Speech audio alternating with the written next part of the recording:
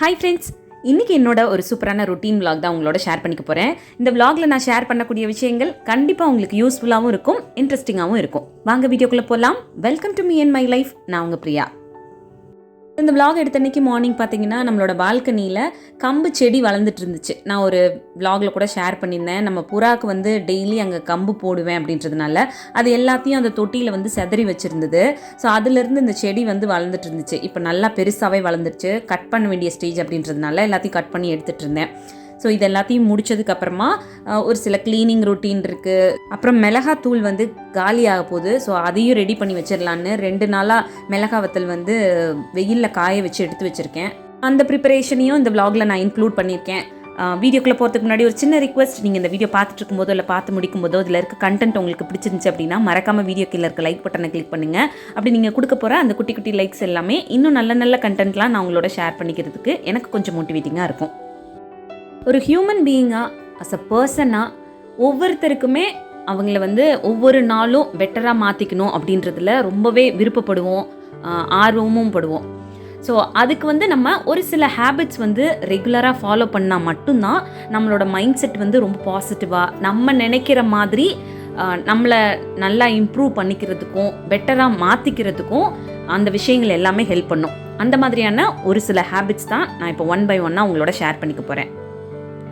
நம்மளை கொஞ்சம் பெட்டரான பர்சனாக மாற்றிக்கணும் அப்படின்னு நினச்சோன்னா நம்ம ஃபர்ஸ்ட் பண்ண வேண்டிய விஷயம் என்ன அப்படின்னு பார்த்தீங்கன்னா, ஒருத்தரை பற்றி இன்னொருத்தர்கிட்ட காசிப் பண்ணுற ஹேபிட் நம்மக்கிட்ட இருந்துச்சு அப்படின்னா அதை உடனே நிறுத்தணும்.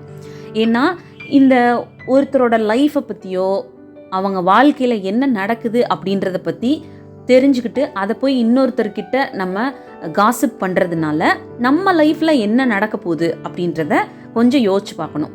இப்படி பண்ணுறதுனால நமக்கு வந்து ஒரு நல்ல பேர் கிடைக்க போதா, இல்லை அதை கேட்டு மற்றவங்க நம்மளை பாராட்ட போகிறாங்களா, இல்லை நம்மளோட லைஃப்பில் ஏதாவது ஒரு பாசிட்டிவான சேஞ்சஸ் வரப்போதா, இப்படி எதுவுமே இல்லாமல் தேவையில்லாமல் நம்மளோட டைமையும் எனர்ஜியும் வேஸ்ட் ஆக்குற மாதிரியான இந்த காசிப் அப்படின்ற ஒரு ஹேபிட் நம்மக்கிட்ட இருந்துச்சு அப்படின்னா அதை உடனே ஸ்டாப் பண்ணணும். ஏன்னா இது வந்து நமக்குள்ளே நிறைய நெகட்டிவான தாட்ஸை வந்து க்ரியேட் பண்ணிகிட்டே இருக்கும். அந்த நெகட்டிவான தாட்ஸ்னால நம்ம மட்டும் இல்லாமல் நம்மளை சுற்றி இருக்கவங்கக்கிட்டேயும் நம்ம அந்த நெகட்டிவிட்டியை ஸ்ப்ரெட் பண்ணிக்கிட்டே இருப்போம். ஒரு டாக்ஸிக்கான ஹேபிட்டை நம்மக்கிட்ட இருந்து ரிமூவ் பண்ணுறது மூலமாக நமக்குள்ளே நிறைய ஒரு பாசிட்டிவிட்டி வர ஆரம்பிக்கும். அது மூலமாக நம்மளோட லைஃப்பில் நம்ம நிறைய ஃபோக்கஸ்டாக இருக்கலாம். நம்ம லைஃப்பை எப்படி டெவலப் பண்ணிடலாம், நம்மளோட லைஃப்பை எப்படி க்ரோ பண்ணலாம் அப்படின்றத பற்றி திங்க் பண்ண ஆரம்பிப்போம். செகண்ட் டிப் என்னென்னா, எந்த ஒரு விஷயத்தையும் கவனம் கொடுத்து கேட்க ஆரம்பிங்க. நம்ம யார் கூடயாவது உட்காந்து பேசிகிட்ருக்கோம், அதாவது பர்சனலாகவும் சரி அஃபீஷியலாகவும் சரி, இல்லை சும்மா ஜாலியாக ஒரு சேட் பண்ணிகிட்ருக்கோம் ஃப்ரெண்ட்லியாக அப்படின்னாலும் சரி, நம்ம ஆப்போசிட்டில் உட்காந்துருக்கவங்க என்ன பேசுகிறாங்க அப்படின்றத கொஞ்சம் கவனம் கொடுத்து கேட்க ஆரம்பிங்க. அவங்க கூட பேசிகிட்டு இருக்கும்போதே இடையில இன்டரப்ட் பண்ணாமல் அவங்க சொல்ல வர விஷயத்த முழுசாக கவனிங்க. இந்த மாதிரி நம்மளோட உட்காந்து பேசுகிறவங்களோட அந்த பேச்சுக்கு வந்து கவனம் கொடுக்கறது மூலமாக நிறைய விஷயங்கள் நம்மளும் கற்றுக்க முடியும். ஃபார் எக்ஸாம்பிள், அவங்க சொல்கிற விஷயங்கள்லேருந்து நம்மளோட லைஃபுக்கு நம்மளை இம்ப்ரூவ் பண்ணிக்கிறதுக்கான சில விஷயங்களும் தெரிஞ்சுக்கலாம். ஒருத்தரோட நம்ம உட்காந்து பேசும்பொழுது அவங்களோட பேச்சுக்கு கவனம் கொடுக்குறோம் அப்படின்னு அவங்களுக்கு தெரிஞ்சாலே நம்ம மேலே ஒரு ரெஸ்பெக்ட் வரும். ஏன்னா அவ்வளோ நேரம் உட்காந்து ஒரு டைம் எடுத்து அவங்களோட எனர்ஜியை ஸ்பெண்ட் பண்ணி நம்மக்கிட்ட பேசுகிறாங்க அப்படின்றப்போ அந்த வார்த்தைக்கு நம்ம இம்பார்ட்டன்ஸ் கொடுக்குறோம் அப்படின்னு தெரிஞ்சாலே நம்ம மேலே வந்து அவங்களுக்கு ஒரு நல்ல மரியாதை வரும். நம்மக்கிட்ட வந்து ஒரு ட்ரஸ்ட் வந்து க்ரியேட் ஆகும். நமக்கும் அவங்களுக்குமான ஒரு ரிலேஷன்ஷிப்புக்குள்ளே நிறைய பாண்டிங் வந்து இன்னும் ஸ்ட்ராங் ஆகும். ப்ளஸ் ஒரு அண்டர்ஸ்டாண்டிங் வந்து வரும். இவ்வளோ பெனிஃபிட் இருக்கக்கூடிய இந்த ஒரு ஹேபிட்டையும் நம்மளோட செல்ஃப் டெவலப்மெண்ட் அப்படின்ற ஒரு விஷயத்தில் இன்க்ளூட் பண்ணிக்கலாம். தேர்ட் டிப் என்னென்னா, ஒவ்வொரு நாளும் நமக்கு நாமளே நம்மளை ரிவ்யூ பண்ணி ரிமைண்ட் பண்ணிக்கிறது.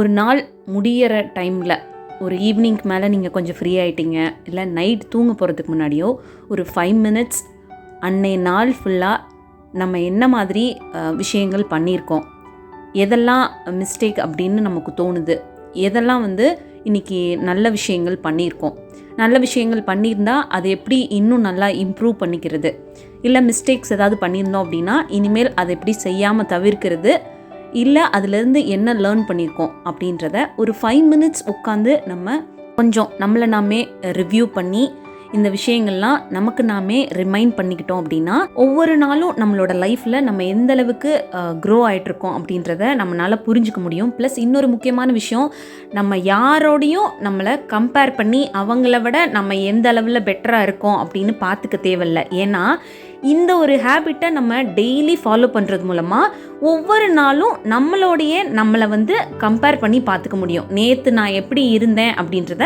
இன்றைக்கி நான் எப்படி இருக்கேன் அப்படின்றதோட கம்பேர் பண்ணி எந்த அளவுக்கு பெட்டராக இருக்கேன் அப்படின்றத என்னாலேயே நான் புரிஞ்சுக்க முடியும்.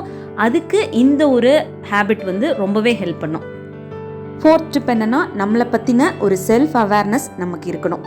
நம்மளோட வேல்யூஸ் என்ன, நம்மளோட ஃபீலிங்ஸ் எப்படி இருக்குது, நம்மளோட கேரக்டர் என்ன, நம்மளோட ஸ்ட்ரென்த் வீக்னஸ் என்ன அப்படின்னு நம்மளை பற்றின ஒரு தெளிவான புரிதல் நமக்கே இருக்கணும். அப்போ தான் லைஃப்பில் நமக்கு என்ன தேவை, நம்ம எந்த இடத்துல லேக் ஆகிறோம், எந்த இடத்துல நம்மளை இன்னும் கொஞ்சம் இம்ப்ரூவ் பண்ணிக்க வேண்டியது இருக்குது அப்படின்ற ஒரு தெளிவான கிளாரிட்டி நமக்கு கிடைக்கும்.